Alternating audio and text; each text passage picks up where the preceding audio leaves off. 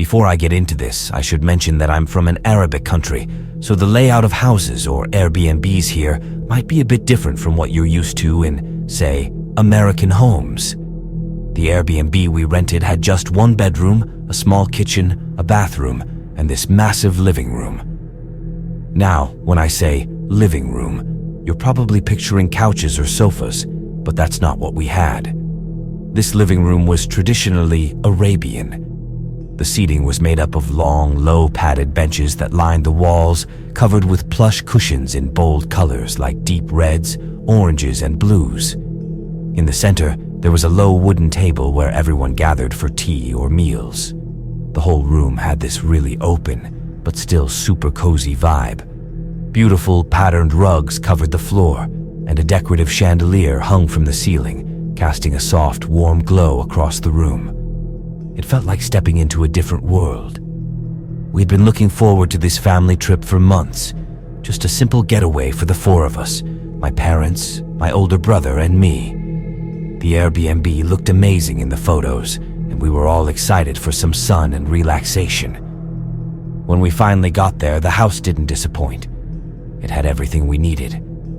But one thing stood out from the start: a locked door near the living room. Curious, we asked the Airbnb owner about it. He told us the house actually belonged to his friend, who lived there during the winter when there were no tourists.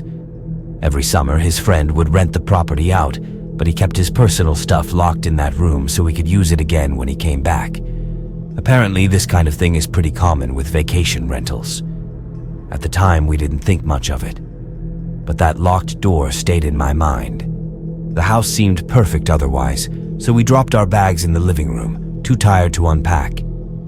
Since we were only staying for 2 days, we figured it'd be easier to keep everything in one place and not spread our stuff around and risk forgetting something when we left. After freshening up, we headed out to explore the town. We had an amazing time, checked out the local market, walked along the beach, even had dinner at a small, family-owned restaurant. By the time we got back to the Airbnb, we were exhausted. We all crashed as soon as we got back. My parents in the bedroom, my brother and I in the living room. The house was quiet, and everything seemed peaceful. Or so it seemed. I don't know how long I'd been asleep, but I woke up in the middle of the night, desperately needing to pee. I'd had way too much water earlier, and it was impossible to fall back asleep without going to the bathroom. I grabbed my phone, deciding not to bother with the light switch. I didn't want to wake my brother up, so I used the flashlight on my phone to guide me as I made my way to the bathroom. But the moment I turned the flashlight around, something caught my eye. Movement. At first, I thought I was imagining it. Maybe I was still half asleep, but as I focused, I saw it clearly. There, in the dim glow of my flashlight, I saw him. A man crouched beside our bags, going through our stuff. The second my flashlight hit him, he looked right at me, completely startled. My heart stopped. I just stood there, frozen. Then, all of a sudden, he jumped up and ran, straight out of the living room and into that locked door, slamming it behind him. I heard the click as he locked it. The locked door. It was open, and that man had come out of it. Without thinking, I turned and bolted toward my parents' bedroom, my heart pounding in my chest, fighting the urge to scream. I wasn't quiet at all. I practically burst into their room, my voice shaking as I shook my dad awake. "Dad, there's someone in the house," I said, shaking him awake. He woke up instantly, his eyes wide and alert. "What?" he whispered, sitting up quickly. "I saw him," I said, my voice shaking. "He came out of that locked room." Dad didn't waste a second. He got out of bed and quietly made his way to the hallway. I followed closely behind, my heart still racing, terrified of what might happen next. My mom and brother were now awake, confused and panicked. "What's going on? What happened?" My dad flipped on the lights, and we all stood there, staring at each other in disbelief. We reached the locked door, and Dad tried the handle. It was locked tight, just like before. He knocked hard, his voice low but firm. "Whoever's in there, come out now, or I'm calling the police." There was no answer. Just silence. Dad banged on the door again, louder this time. "I know you're in there." Still nothing.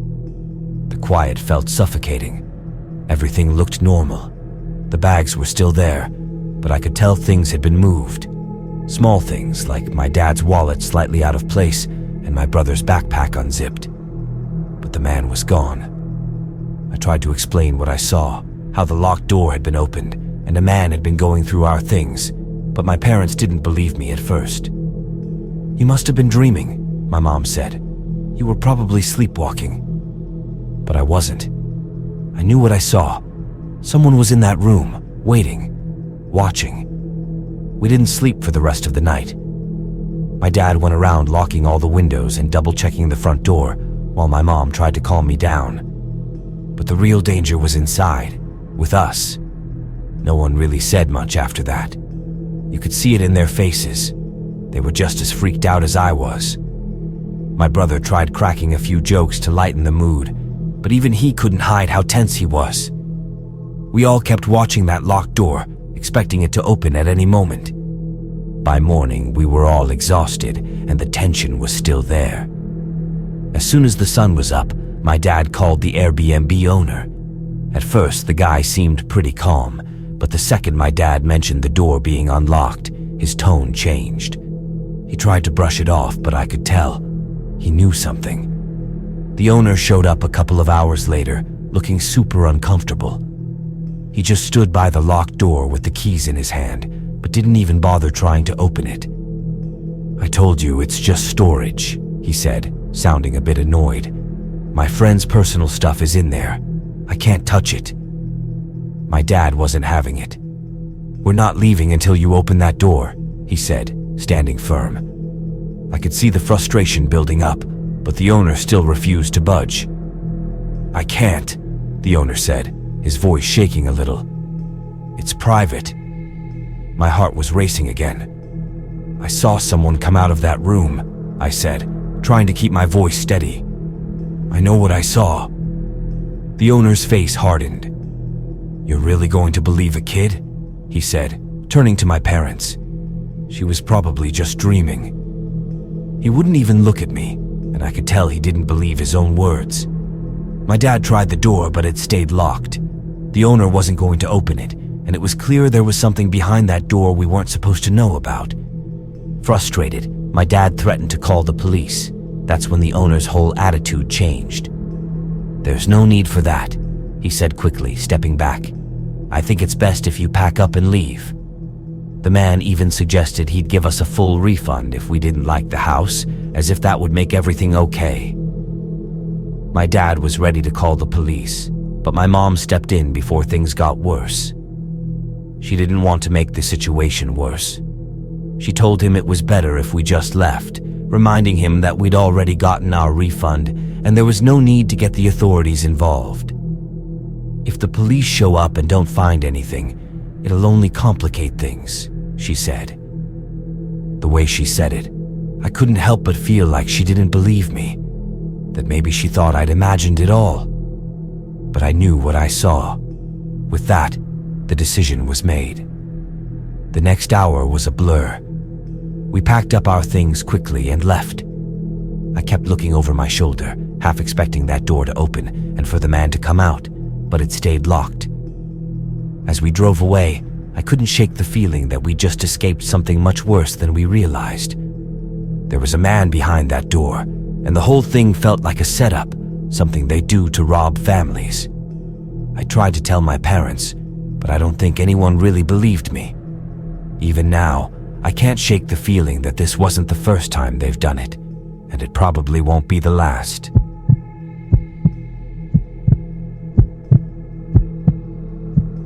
My wife and I have been looking forward to this trip for years, a chance to escape to Veracruz, Mexico, and fully immerse ourselves in the culture we had always loved.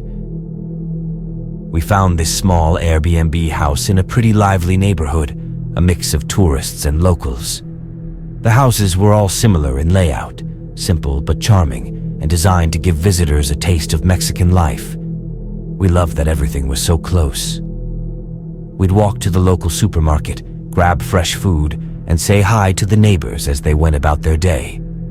I even got to practice my Spanish, though everyone spoke so fast that it was nothing like the slow, clear stuff you hear on TV. Still, it felt like we were really living that authentic Latin American experience we'd always dreamed about. During the day, the streets were busy, food vendors everywhere, music playing, families hanging out. It was exactly the vibe we wanted, super vibrant and alive. But when night fell, the vibe completely changed. The busy, lively energy just disappeared, and it got way too quiet in the neighborhood. We figured that's just how it goes here. Things calm down after a busy day. I mean, we've all heard the stereotypes about Latin America being dangerous, with cartels and drug dealers like in the movies. But honestly, we hadn't run into any problems. And sure, bad things can happen anywhere, but we weren't about to get careless. The Airbnb owner, Don Miguel, lived with his family right across from us. He told us if we ever needed anything, we could just come by and ask. But on the third night, we both woke up to this strange shuffling sound outside the door. It was faint, like someone dragging their feet slowly down the hallway. We didn't think much of it, figured it was just a neighbor coming home late or someone pacing around. Normal neighborhood noises. The next morning, as we were leaving the house, we stepped on something right outside the door. At first, we didn't even notice it, but when we looked down, there it was. This weird white powder, just a small pile, almost like someone had spilled flour or something. We stood there for a second, confused. We ended up cleaning it up and moving on, not thinking too much of it. It's a shared building after all, so we figured maybe someone had dropped it on their way in and didn't bother cleaning it up. Then it happened again the next night. But this time, it wasn't powder. It was some kind of sticky liquid smeared right in front of our door. I actually stepped on it when we were heading out, and I was pissed. We cleaned it up again, but this time, we were getting really annoyed. By the next night, we'd had enough. We decided that the moment we heard the noise again, we'd open the door and catch whoever was messing with us. So, when the shuffling started, I didn't hesitate. I swung the door open as fast as I could. And there she was, a woman, just walking down the hallway like nothing happened. She was wearing this old, faded dress that looked like it hadn't been washed in weeks. Her sandals were barely holding together, scuffing the floor with every slow step. I called out to her like, "Señora!" But she didn't even turn around, didn't respond, just kept walking, slow and steady, like we weren't even there. The next morning, I told Don Miguel about the woman and what she did. He just nodded and said everyone in the neighborhood knows about her. Apparently, she lives alone, never talks to anyone, and nobody goes near her house. People avoid her because she does weird stuff around her place, but she's never really bothered anyone. He made it seem like it wasn't a big deal. Honestly, I started thinking she was just some superstitious freak or something. Later, I talked to my wife about it. We figured we weren't going to let this ruin our trip, especially with only one night left before we headed to another city. On our last night, things escalated. I had just come back from the local shop, picked up a few things for dinner, and as I turned the corner toward the house, I saw her. She was walking away from our door, slowly, like she had just finished something. My heart started racing. She clearly did something again. This time. As I got closer, I noticed a liquid smeared across the door, and the smell hit me before I even got close. I had no idea what it was, but the smell was so disgusting. I was so pissed off, I found myself running to her and yelling in Spanish, "Señora, what the hell is going on?" She didn't even react. She kept walking back toward her house like she always did. But this time, I wasn't letting her get away. I gently caught her arm, blocking her path. I didn't grab her hard, just enough to stop her. That's when she turned to look at me, slowly, and I finally got a good look at her face. She had deep wrinkles around her eyes and mouth, like she'd been frowning for years. Her eyes were sunken and looked way too big for her face, with this dull, lifeless stare that sent a chill through me. For a second, I froze. But before I could react, she lifted her hand, and without a single word, she slapped me so hard across the face. The force of it caught me off guard, way stronger than I expected from someone like her. My cheek was stinging, and I just stood there, completely stunned. She didn't look angry or upset at all, just calm and emotionless, like nothing even happened. Then, without saying a word, she turned around and calmly walked back to her house, disappearing into the shadows. I went back inside, still in shock. The next morning, we told Don Miguel what had happened. He apologized, but said the woman wasn't in her right mind. La Policía knows her, but they can't do anything about it, he explained. She's been here forever, always like this. They don't think she's dangerous, just strange. And honestly, people around here have learned to live with her. It was strange, honestly, that the whole neighborhood just seemed to live with her like that. It was like everyone had accepted her weird behavior as normal. But for us, it was way too much. That's when we decided to pack up and leave. We couldn't stay there any longer.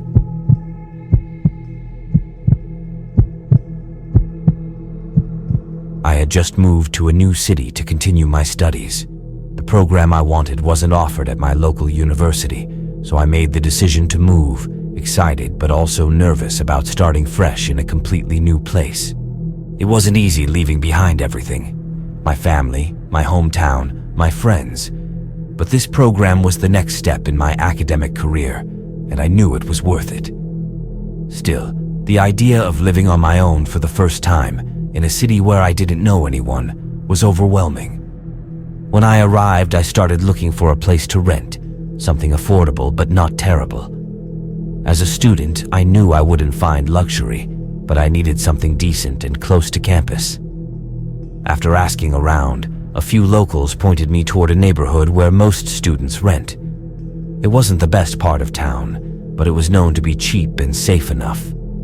I spent hours walking the streets, checking out a few apartments, but nothing felt right. That's when a man overheard me talking to a shopkeeper about finding a place to rent. He seemed friendly enough and mentioned that an old woman he knew rented out rooms to students. They said it wasn't advertised, but most students knew about it. Feeling tired from the long day, I decided to give it a shot, and he gave me directions to the apartment building. As I walked further down the street, the noise of the town just faded away. The main road disappeared, and suddenly it felt like I was stepping out of the city. The street leading to the apartment was narrow, almost hidden between two larger buildings. Only a couple of flickering street lamps lit the way, and the deeper I went, the more isolated it felt. I finally found the building at the end of the street. It looked really old, and the windows were dark. I knocked on the door, and almost immediately, an old woman opened it. She had a welcoming smile on her face and this gentle, grandmotherly vibe about her, dressed in a floral apron like she'd just come from the kitchen. She introduced herself as Mrs. Martha and explained that her house had 3 floors. She lived on the ground floor and rented out the upper 2 to students. "It's quiet up here," she said. "You'll have all the space you need." She led me inside and up to the 2nd floor. The building felt darker than it should, like the light just didn't reach the corners. It was old, faded wallpaper, the kind of place that hadn't been touched in decades. The air was stale, and the stairs were covered in dust, making it feel like no one had lived there for a long time. But when Martha showed me the apartment, it actually wasn't bad at all.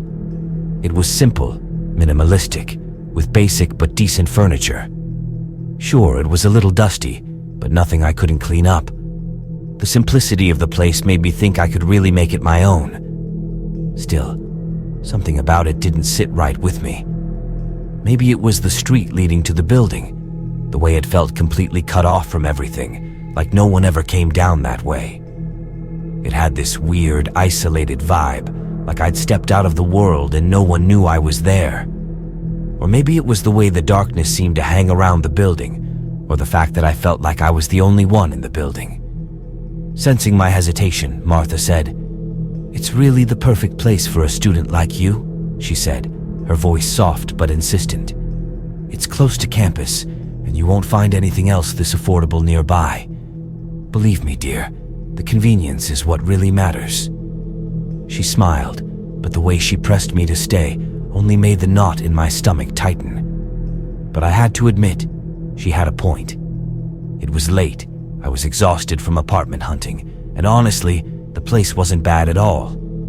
Mrs. Martha even offered to let me stay until tomorrow morning before I had to pay, which made it easier to agree. I thanked Mrs. Martha and told her I'd take the apartment. She seemed pleased, and I started to relax a little, convincing myself that this was just nerves. After all, it wasn't like I was going to find a better place in this price range. After Mrs. Martha left, I decided to explore the building and check if anyone else lived upstairs. Maybe if I found another student like me, I could ask them what it was like to live here, the building, the neighborhood, everything. It would be reassuring to talk to someone who knew the place better than I did. I headed up the stairs, the sound of my footsteps echoing in the quiet hallway. The air felt colder up here, and as I reached the 3rd floor, I knocked on the door softly, hoping someone would answer, but there was only silence. It didn't seem like anyone lived here. The buildings in this neighborhood had open roofs, wide and pretty spacious, with a clear view of the whole area. When I stepped onto the roof, the cool breeze hit me, and it actually helped clear my head a bit. From up there, I could see the whole neighborhood, which looked completely deserted at this hour. I found myself really liking the view, and the fresh air made me start thinking about everything that was coming. New city, new university, new life. I got lost in my thoughts for a while, just staring out at the quiet streets. That's when I saw someone coming toward the building, walking with quick, careful steps. He kept looking around nervously, like he was checking to see if anyone had seen him. I was in the dark, so he couldn't see me. As he got closer, I recognized him.